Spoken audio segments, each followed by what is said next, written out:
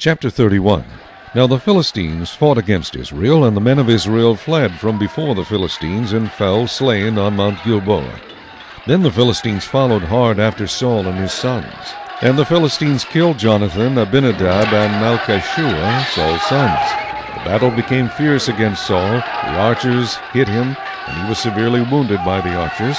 Then Saul said to his armor-bearer, "Draw your sword and thrust me through with it, lest these uncircumcised men come and thrust me through and abuse me." But his armor-bearer would not, for he was greatly afraid. Therefore Saul took a sword and fell on it. And when his armor-bearer saw that Saul was dead, he also fell on his sword, and died with him. So Saul, his 3 sons, his armor-bearer, and all his men died together that same day. And when the men of Israel who were on the other side of the valley, and those who were on the other side of the Jordan, saw that the men of Israel had fled, and that Saul and his sons were dead, they forsook the cities and fled, and the Philistines came and dwelt in them.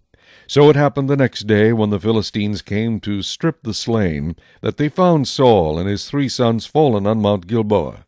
And they cut off his head, and stripped off his armor, and sent word throughout the land of the Philistines to proclaim it in the temple of their idols and among the people.